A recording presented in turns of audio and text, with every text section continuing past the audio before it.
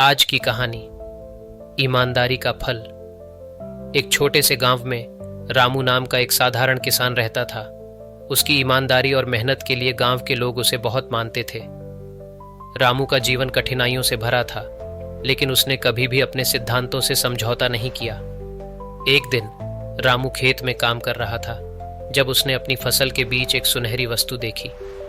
जैसे ही उसने उसे उठाया, उसने पाया कि यह एक सोने की अंगूठी थी। रामू ने अंगूठी को अच्छी तरह से देखा और सोचा, यह किसी अमीर आदमी की होगी। मुझे इसे गांव के चौकीदार के पास ले जाना चाहिए। रामू ने अंगूठी को गांव के चौकीदार को सौंपा और कहा, यह अंगूठी मुझे खेत में मिली है, मैं इसे वापस करना चाहता हूँ। चौकीदार ने रामू की ईमानदारी की तारीफ की और कहा कि वह इसे गांव के मुखिया के पास ले जाएगा। मुखिया ने सभी गांव वालों को बुलाया और कहा, जिसकी भी यह अंगूठी है वह आगे आए। कई लोग आए, लेकिन किसी ने भी अंगूठी नहीं पहचानी। अंत में एक व्यापारी आया और पहचान लिया कि यह उसकी अंगूठी है। उसने रामू को धन्यवाद दिया और उसकी ईमानदारी के लिए उसे इनाम देने का प्रस्ताव रखा। रामू ने विनम्रता से कहा, मैंने कुछ नहीं किया, यह केवल मेरा कर्तव्य था। व्यापारी ने उसकी ईमानदारी को सराहा और कहा, ईमानदारी का फल हमेशा मीठा होता है। मैं तुम्हें 500 रुपये दूंगा ताकि तुम अपनी फसल को और बेहतर कर सको।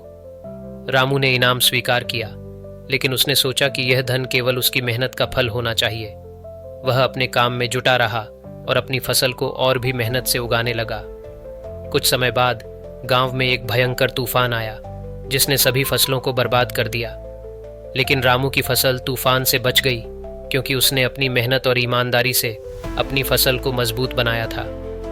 गांव वाले हैरान रह गए कि कैसे रामू की फसल बच गई जबकि दूसरों की बर्बाद हो गई। इस घटना ने गांव के लोगों को रामू की ईमानदारी और मेहनत का महत्व सिखाया।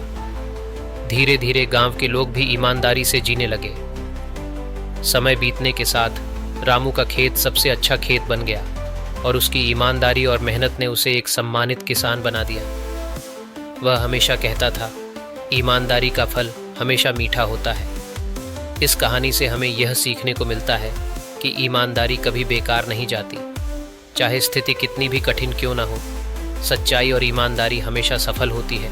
अगर आपको यह कहानी अच्छी लगी हो तो इसे लाइक करें और अपने मित्रों के साथ ज़रूर शेयर करें।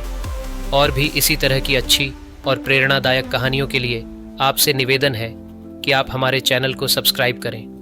मिलते हैं अगली कहानी के साथ। तब तक के लिए अपना ख्याल रखें। धन्यवाद।